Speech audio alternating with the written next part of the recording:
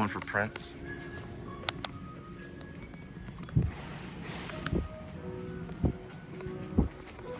And the important stuff's coming up.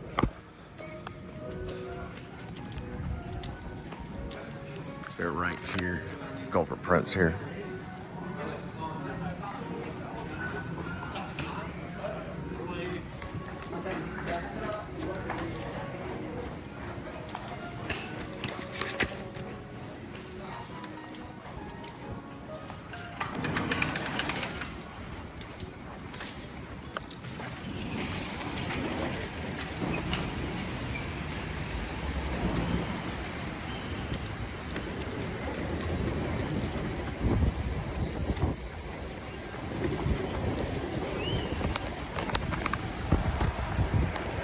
Yeah, it's still parked there. It's being energized right now. We're getting plates on it. It's been here for about 3 weeks. We got plates on these right here. United States Marine. Probably a drug dealer. Another drug dealer right here. Run plates on that. It's a cyber truck.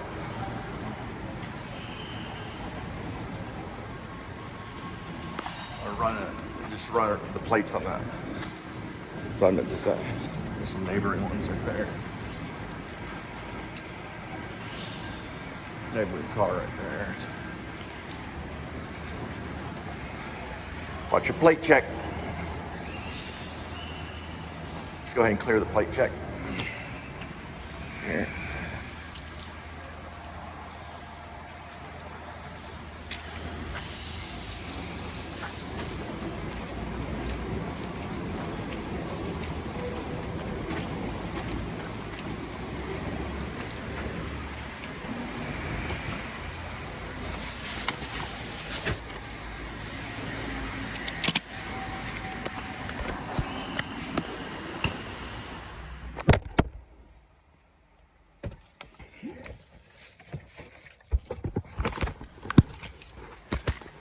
It's already been sniffed by the cat.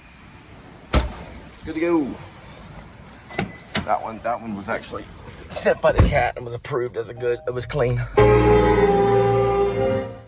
So the cat will sniff them in security over here. We have a separate place we take the bags with the cat.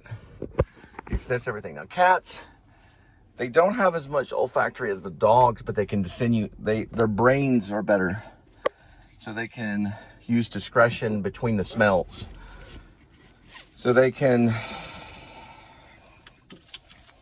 what a cat can do that a dog can't is they can tell the difference between smells. So let's say you had a bunch of cocaine hidden in coffee. Let's just say coffee grounds.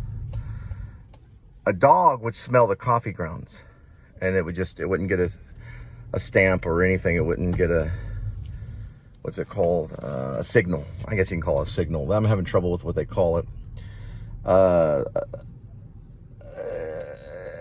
I think they call it a signal. They have like 4 or 5 different ways of explaining it. See, what they do with the drug dog is when it smells the drugs, the dog will do something. It'll give off a certain behavior, or it'll do something with its paw, or it'll bark. It'll basically give off a certain behavior or gesture. I guess a dog can't gesture, but the dog will give off a certain, they have a name they call it. I don't know much about cops and that type of law enforcement. I use all the knowledge on law enforcement I've done from my own study, because I know that they're wrong. I know police officers are wrong. So everything in RIB and stuff is not based on police academy. This is based on other things. It goes all the way back to the unified field and the Spiritus Mundi. We're going to do everything, and even time travel, okay? We're a whole different type of enforcement. We don't even use the word law. We're in Christ. We're not in law. So what the dog does is different than what the cat does. So the cat would be able to smell the coffee bean, but it would be able to tell the difference. It would use discretion. And it would tell the difference between the coffee bean and the cocaine. And it would give a signal. The cat would give a signal. So that's a top secret thing with what the signal is on the cat. That way the drug dealer wouldn't know whenever the cat is put next to the drugs. So let's say if a cop snorts a bunch of cocaine. A dog will not necessarily tell the difference between his owners, because a lot of those canine guys, they're all on coke. They're all on speed, methamphetamine, and coke. The canine police people are, yeah. A lot of them are hooked on drugs. There's been a video of police officers that have died in the department from fentanyl use. They have photos already released. So they have cops that have OD'd at the station. It's happened in many cases. Now, they have a horrible problem right now with drugs in the police departments all over in all 50 states. Most of the police are over with now. Now, a cat can smell the blood of its owner, but it can also smell if there's drugs pumping through the owner's blood. A dog can't tell the difference between the blood and the drugs. It has to have a direct smell. It basically, the marijuana has to be not next to anything, right? So most of those drug stops are fake.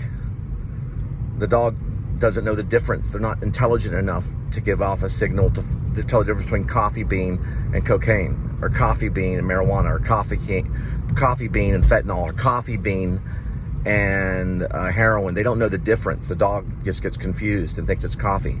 Because people put coffee in their luggage all the time. Adam the Woo does. He'll put coffee in his luggage. Go check Adam the Woo's luggage and see if he has coffee in it. He has coffee in it. Inside that coffee is cocaine or methamphetamine. That's what he gives his prostitutes. Now, if you take a cat and you take it that's trained properly to smell for cocaine or methamphetamine, and you bring that cat over to Adam the Woo's bag, he will smell the difference between the coffee that's in his bag and the methamphetamine that's in his bag, right? And that cat will give off a signal if you train it properly. They don't have as many olfactory in the senses, in the smelling, in their nostrils, or whatever you want to call them, their noses, okay? Whatever you want to call it's fine. But they don't have as many olfactory. They have less, but their brains are more intelligent than a dog. A cat is more intelligent.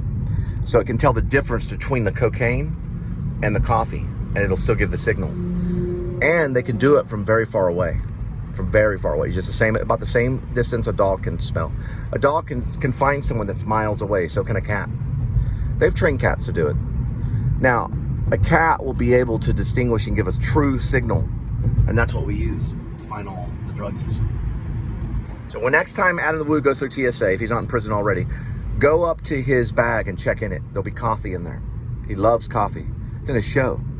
He drinks coffee all the time. Look inside the coffee. There's drugs in there. He's also a pervert.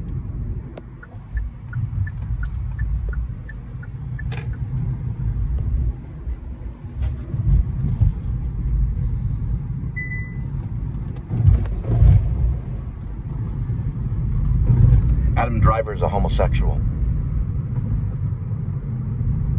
He likes it up the ass.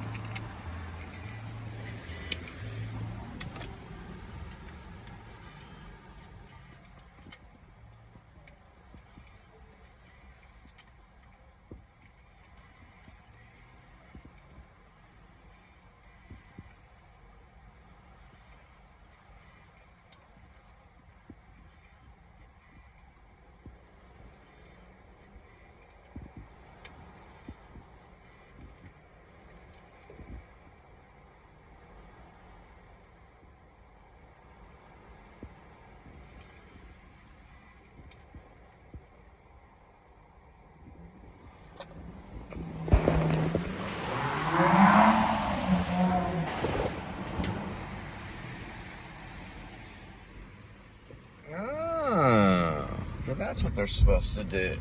They're supposed to keep the ticket. They owe me a lot of money. They've been taking my tickets. Probably because of my dad. My dad's probably taking tons of my tax money. But that goes to me. That goes to me.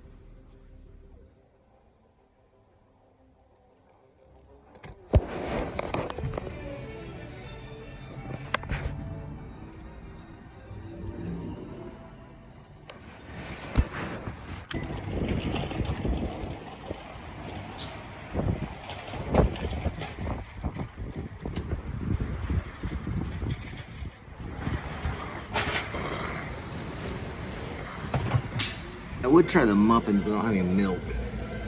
So we'll just go with this one. We'll just go with this one. I like them with my coffee.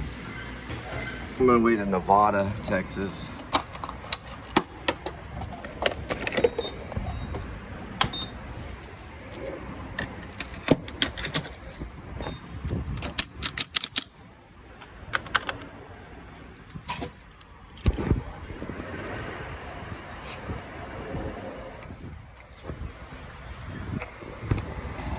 Adam Driver, I take that back. I was just kind of pissed off. I just wanted to blatantly insult somebody. Sorry about that, Adam.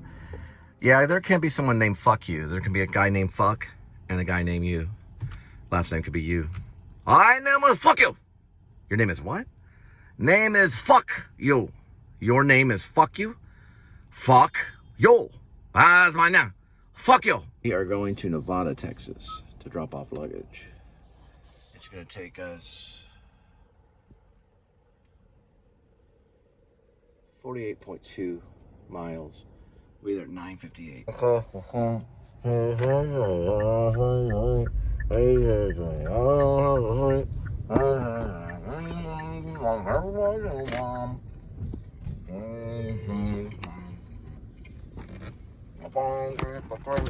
She kills me when I spring a week. She bends me. I don't have to sleep. She defends me. A drunker's dream if there ever was anyone.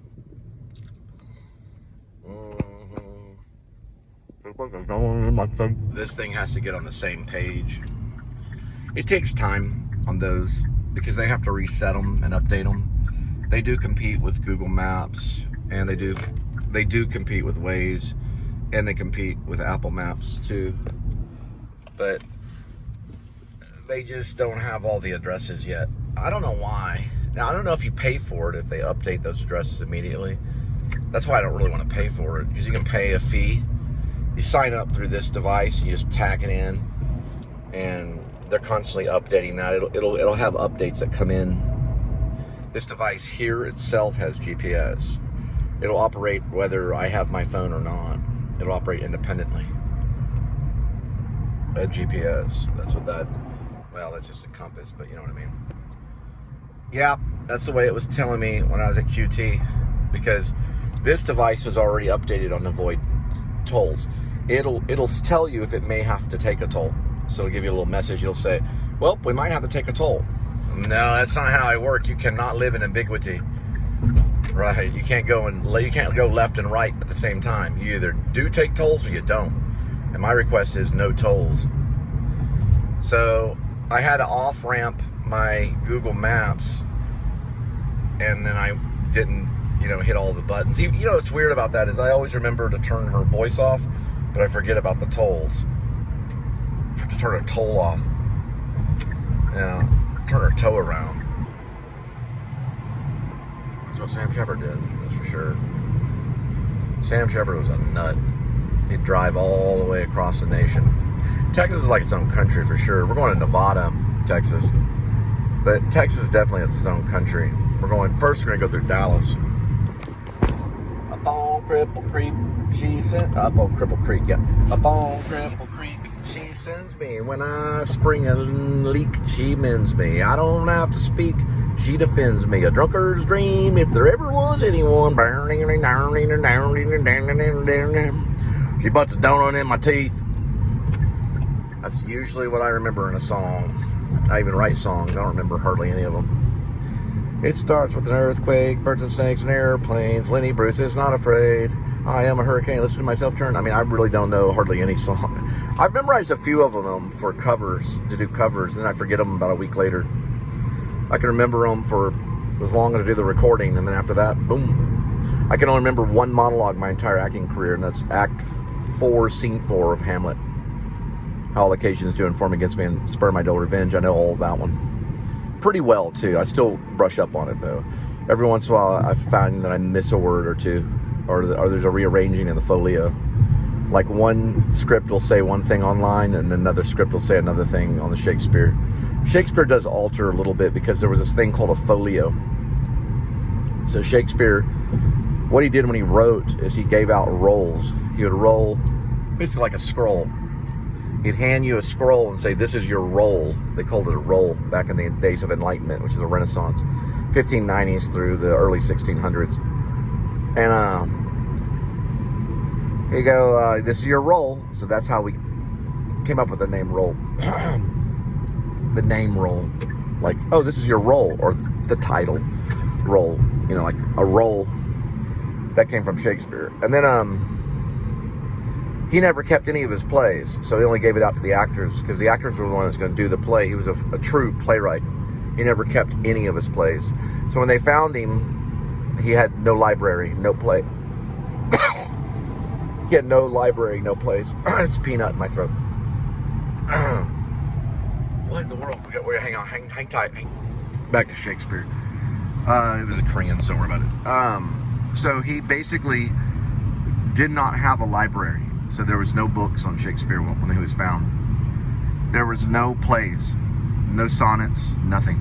It was all given to other people. And so the actors put all those roles together to make the play. That goes for Hamlet, Midsummer Night's Dream, all 39 of them. I found out there were 39 plays, sorry. There's a lost play too. And there are 115 sonnets or 100 and something sonnets. I just know for sure there's 39 plays. And there's more than 100 sonnets. If he wrote all those sonnets, we're pretty sure he did. Now, a lot of people think he was hired, Shakespeare was hired by the church. Probably the Catholic Church, maybe the Protestants at that time. A guy named Martin Luther, who was a monk. He was a, what type of monk was he? He was a pretty serious monk for the Catholic Church. Anyway, it doesn't matter what type of monk he was. He was a Catholic monk. And he went to Rome to practice Catholicism and to hang out with the other monks. And they were saying, bread is bread, wine is wine. Bread is just bread, wine is just wine. They were basically they're making money. And they were hanging out with prostitutes. They were abusing young boys. They were acting like Rome. So Martin Luther hated that. He hated the Catholic priest and the people that were not serious about Christianity. So he divorced the Catholic Church, and he put a doctorate, not a doctorate, well, it's really called a doctorate, but it's a document There's a lot of different names for it, but it's basically like a note. It was basically a comment. People do it on Facebook and stuff too. It was basically like almost like a thesis, if you would say, like a thesis. And there were a certain amount of them. There were a lot of them, and he nailed them all to this Sanhedrin door. It was basically like a Catholic. The Catholic had their own military and everything, and anyway, he nailed it to the door. All of these things saying this is the reason why the Catholic Church is wrong. This is why the Pope is wrong, and this is why the priests are wrong, and these are the things that make the Christian, evil, or these are the things that make the Catholic evil. And he gave all of the. If you ever talk to a Catholic about Martin Luther, they don't know who you're talking about. He became what's known as a Protestant, which basically just means a protester. So he protested against the Catholic Church. Now his friends did the same. He had monk friends that did the same. They burned him alive at the stake. Not Martin Luther, though. Martin Luther went back to Germany. He was a German monk. He had the German army on his side. There was a guy named, it sounds like Frederick. But anyway, I don't know. I can't think of his name. It's a German name. He was basically a militant commander of Germany, and he liked Martin Luther. He thought, hang on. Anyway, he went before the Sanhedrin. He went before the Sanhedrin, and he told everyone, "Here I stand." And they said, "You better change. You better stop what you're doing. You better change, and you better say that you're wrong about these theses." He said, "No. Here I stand." And they didn't do anything to him. He walked away, went back to Germany, and lived a happy life. He married a nun and had like 10 children with a nun. He actually married a nun. He impregnated a nun from the Catholic Church, and he became a Protestant, which is known as the Protestant Church. One goes one way, the other goes the other. You cannot live in ambiguity. You can't go left and right at the same time. You have to make a choice in life. Which way you're going to go. Are you going to go down? Or are you going to go up? It's ICC. We did a filming location right there. The movie that we covered, Linda and I, we covered the movie Upstream Color. It's by Shane Carruth. He wrote a time travel movie called Primer, which we're going to talk about that when we do Shepherds of Alaska, because it's going to hint at time travel. It's going to hint at it. Now, the Rip series is kind of a mature version of C.S. Lewis's The Lion, the Witch, and the Wardrobe. And this is only one part of the entire novel, which would be the major motion picture, which would be Shepherds of Alaska, which is kind of a cop drama intertwined with a serial killer. It's kind of a serial killer, horror thriller mixed in with a cop drama. What genre it is, I have no idea. Probably, I would say probably on the line of a cop drama.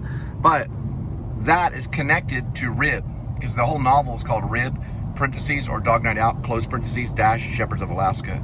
Shepherds of Alaska is the part of the book, and that would be the major motion picture. You have a novel, you have books within the novel, and you have parts in a novel. Look at how The Stand is by Stephen King. The Stand will have part 1, part 2. It'll have book 1, book 2, book 3, and that's a novel. That's where I learned it from, Stephen King. Now, Rib is a little bit different than Shepherds of Alaska. It's set in a different time. There is a lot of hints of Rib if you read the first part of Shepherds of Alaska, which is all posted on my Facebook. Some of it is posted on my Fiction Press. So if you go to fictionpress.com or whatever it is, I think it is .com. I'm under Ash Cole. That's who you're listening to. I have a pen name, Ash Cole. Shepherds of Alaska is written by Cole Spivey, who's the same person as Ash Cole. I just used a pen name when I was doing Fiction Press, because I wrote a bunch of crazy stuff. Now,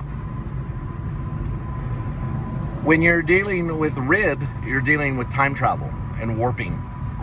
And the time travel thing has to do with a theorem called the NE theory. NE stands for non-existence, but it's actually new energy, okay? It is non-existence. It's a non-existence theory, that there's existence and there's something that is completely opposite of existence. So that's any theory, but it's new energy that it brings about. Now the NE, which stands for two different things, it stands for non-existence and it stands for new energy. It equals dm cubed times the speed of light square. It's a compound, dm cubed, times mass and the speed of light square at the same time. So what happens is you have dark mass, or you can argue it as dark matter. And there will be argument on the two. But the dark matter is cubed, so it's faster than light. Light is a part of it. So in Einstein's theory, you have energy equals mass times the speed of light square. In NE, it equals dark matter cubed times the speed of light square, compound dark mass cubed times mass times the speed of light square. It's a compound where it interchanges mass and makes it no longer existence, traveling at the same speed probably as dark matter and going through basically a crack in time and space. I have to take this for a second. You might have got it right there. Yep. All right, so the speed of light is part of the theory, but dark matter has to travel at some speed. Everybody's got their theory on dark matter or dark mass. Everyone has their own little theory on it. So light has to travel on something. In the NE theory, it travels on a band, or what you call a plane. It's better to call it a plane. Do you know what a plane is? Okay, Kurt Cobain sang about it. A lot of people think he was singing about being on an airplane. That's not what he was singing about. He was on a plane, right? And what a plane is it's like, it's in geography. It's a dimension, basically, is what it is. And light has to travel on something. Einstein never talked about what light traveled on, really. He did talk about the speed of light. He talked about it being double itself. So light being squared, right? Which most people don't understand that. Just ask your neighbor, what does light squared mean, right? So you don't understand it, but what it is this, okay? Light can travel 2 times as fast, right? And it can start to create what's known as energy, right? Through mass. Give me a second. See if I can get this.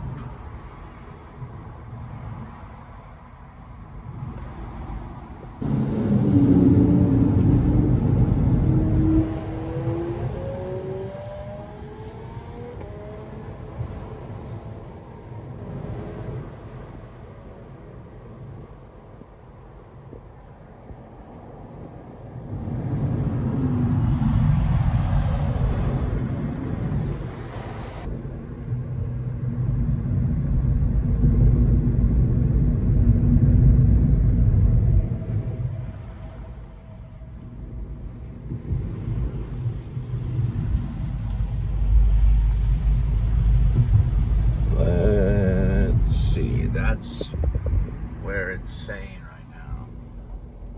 There it is.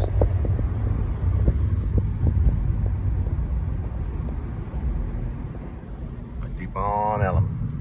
Yeah, they called it Elm a long time ago, as in elm. It was how black people pronounce elm. They pronounce it Elm. That's where we're headed right now for just a second. When you're interrupted. Probably straight here. This is very, very difficult to read. It is, yeah. And when you're now, if you keep going straight down here, you'll run into where JFK got shot. Right down that way.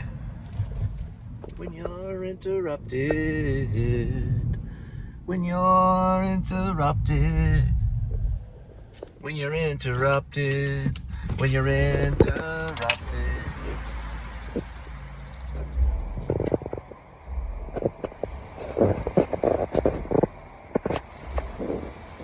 Sometimes it's good to be interrupted.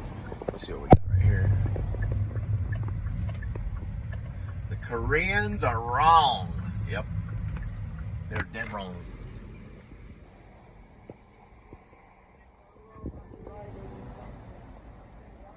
There it is.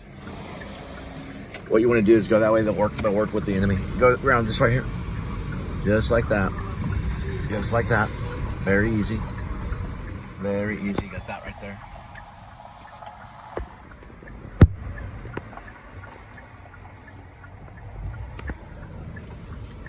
That's where we used to go as kids, right here. Yeah, they're full of hatred. They go around this way. Like that. There he is. That's Deep Ellum right down that way. That's where Deep Ellum is.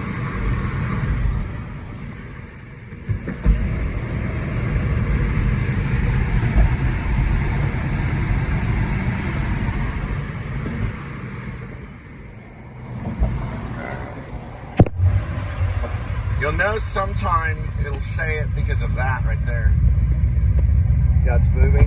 500, 400 feet, 400, right there. You'll sometimes know because of that. Sometimes, right. It depends on if it goes left or right.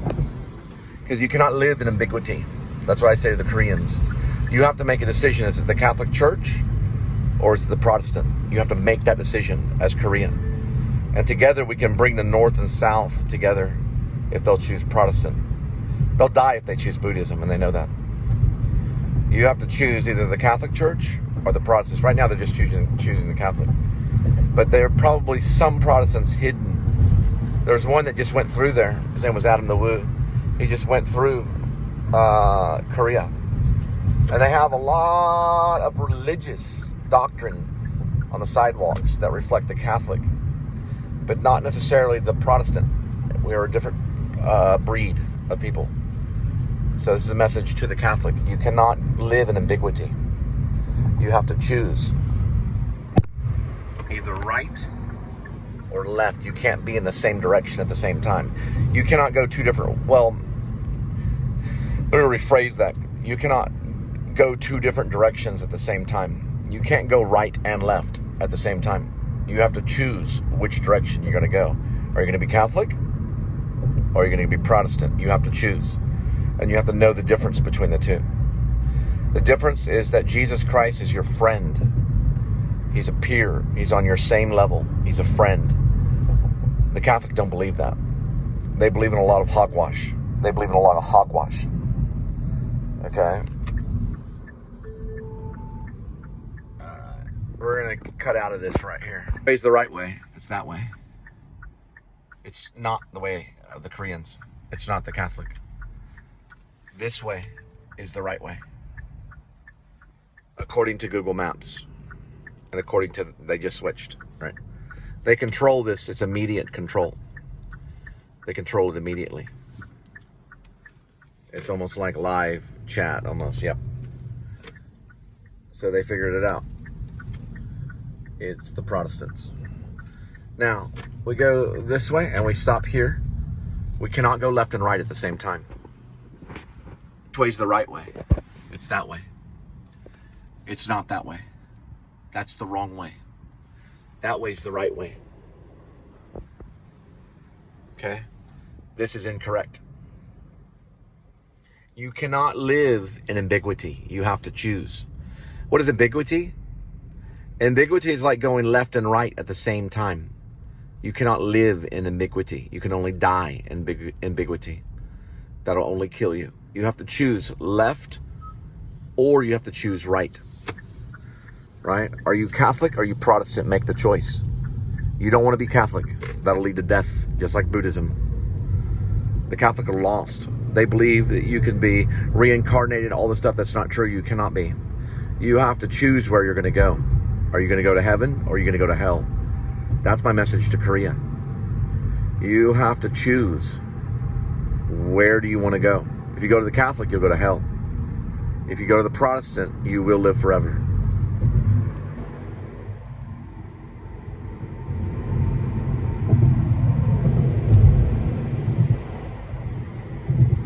Now this is wrong almost 100% of the time when it comes to important decision making.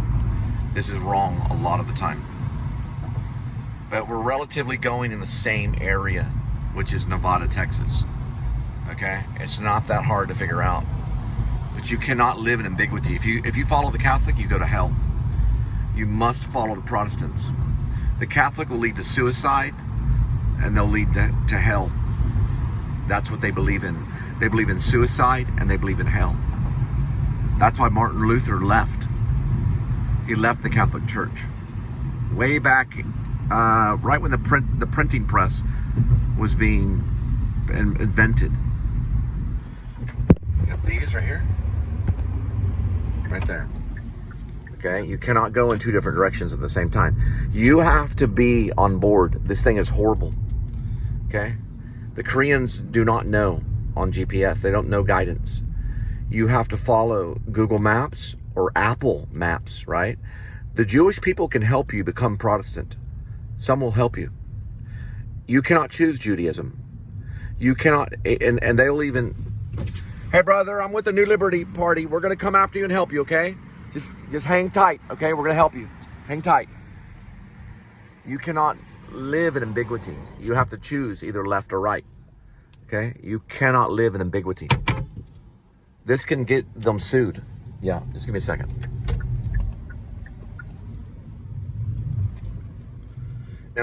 Now the Protestant doesn't necessarily sue, but the Jewish person does, okay? The Jewish people sometimes will defend the Protestant in some cases. And very rarely, but in some cases. We don't sue people. A Christian doesn't sue. But a Protestant could talk to a Jewish person about it. And they may be on board. And if they work together in a messianic way, knowing that the Messiah is correct, which I am the Messiah. I'm the Alpha and the Omega. I'm Jesus Christ, basically. And you have to choose which way you want to go. Do you want to go left or do you want to go right? Do you want to be Catholic or do you want to be Protestant? Because you'll live forever if you're Protestant. If you find the right way and know and trust in Jesus Christ. If you know and trust in me, then you'll go to heaven. I'll bring you there. I'm the doorway. There is no other Messiah but me. I promise you. I was chosen a long time ago by Jehovah. I am the Messiah. We're going to explain why. It only scrolls. This is live. It goes right to Korea. This only scrolls when it wants to. It won't just scroll all the time. It'll put fear in you. That's what the Koreans want. South Korea and North Korea. They both want to put fear in you. Now this right here, look. See, it won't scroll to say Texas. It just says Nevada. It's supposed to scroll over that way so you can read that it says Texas. But it only scrolls when it wants to. Right? It has a mind of its own. You can't be that way. You can't just sometimes be a Christian. You have to be a Christian all the time. I'm good all the time. I'm Jesus Christ. I'm the Messiah. And I'm good 100% of the time. All the time. I'm not going to have to die for you. For I'll baptize you with fire. That's what I told you I would do. So I'll baptize you with fire.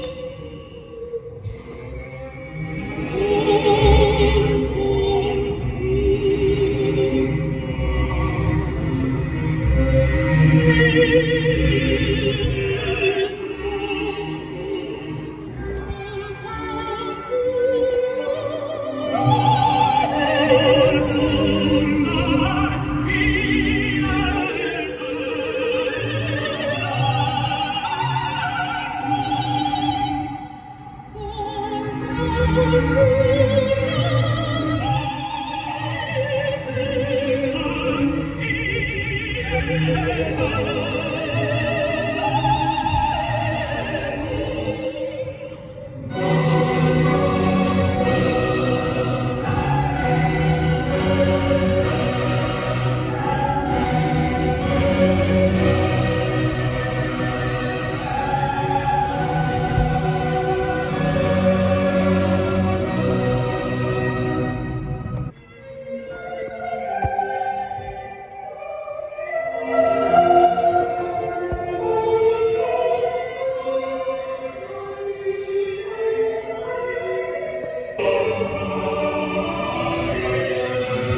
the lake that I met, well, the lake I crossed to meet Corbin Thorpe, who's a filmmaker, editor. He also worked for the Art Institute of Dallas. Well, he studied there. Was Rockwall. I never remember the name in a million years. I can never recall that. Rock Wall. I don't know why. I call it White Rock. I call it like 3 different names, but I never remember rock, like a rock you throw, and a wall, like a wall you hit. Rock Wall. There's certain things in life, you know. But I'll call this White Rock Lake. There is a White Rock, but it's not this one. There's a Rock Wall, and there's another name for this lake too. It's like 2 different names. But it's Rock Wall Lake. There's a lot of people call it. It's in Rock Wall, right there. But that's where I met him, on the other side of Rock Wall Lake. Where that back? You see that American flag? You go to the left, and I was doing Lyft. Legitimately, I was doing Lyft, and he was going to Shenanigans, someplace that you go to have fun. They have, you know, French fries and hamburgers and fun things that you do. Probably something like bowling or something. I really don't know. I've never really been there, but they probably have arcade games and woo. We gotta go right here. We gotta figure something out.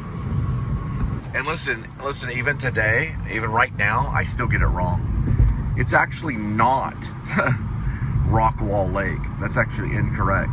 The area is called Rockwall, but that's not what the lake is called. The lake is actually called Lake Ray Hubbard. Okay. Who knows what I put in the credits? I might have put Lake Ray Hubbard. I might have looked it up. I get it wrong every single time. It's Lake Ray Hubbard that I crossed. But some call it Rockwall Lake, but it's actually Lake Ray Hubbard. And this is Rockwall. This is pretty much in Rockwall. So Nevada is probably 12 miles from Rockwall. Rockwall is where we're at. Lake Ray Hubbard is a lake that we passed. So I might be able to remember that. I might be able to get that down. I don't know why I talk about White Rock Lake, why I mentioned it, because I guess it has the word rock in it. And Rockwall is the name of the city next to Lake Ray Hubbard. So I'll get it eventually, though, one of these days. I think in the movie I made, which was Once in a Lifetime, I did put Lake Ray Hubbard. I mentioned that. I think I did. I might not have. I might have accidentally put White Rock Lake, but I think I put Lake Ray Hubbard, because I probably did mapping and stuff like that to get all the stuff right, you know, for credits. I'm pretty sure I had gone through Google and find out like the different areas we filmed and stuff. So Lake Ray Hubbard was what probably, and Folly Beach too was in Once in a Lifetime. Folly Beach was shot, I believe, in North or South Carolina. I'm still hazy on that. I would guess South Carolina, but then part of me wants to say North Carolina. But it was one of the Carolinas for sure. And it's called Folly Beach. Some of it was filmed there. The black and white segment with a boy running on the beach. That was my son, David. He runs on the beach under these seagulls, and he goes after these seagulls. We did a lot of filming. My son and I did a lot of filming that day. He got in the water, and we filmed him in the water and all this stuff. He did very good. He's a very passionate actor. I don't know if his mom will let him be an actor, though. They don't like actors in the church for some reason. There are some, though. Kendrick is one of them, Alex Kendrick. He's an actor within the church. And he would act for Christ, you would say. Yeah, I mean, he would I'd say, why did you do this? Why did you make Flywheel? He'd say it was for Jesus Christ. So he did it for Jesus Christ. He was a film actor for Jesus Christ. I would say that that's true. I mean, but I've been told by someone that was that started Gateway Church, he told me you cannot be an actor for Christ. And I'm like, well, why not? You can be a slave for Christ. You can be, what is that? I got a message. Hang on. You can be a prisoner for Christ, but why can't you be an actor for Christ? Why can't you be a writer for Christ or a director for Christ? Why? Why couldn't you be? So I never really got an answer from that guy. I think that guy was he started the Gateway Church. That's the big Gateway Church. He said, nope, you cannot be an actor for Christ. But I said, well, that's what I am. Yeah. There we go. Those are hard to get on the lights on the other end. Like a Stephen King movie or something. Very difficult to get that. There's another one that comes up. Those are hard to get, but you can see the light. When you're filming, there's a little bit of it. It's very difficult to get. So is lightning.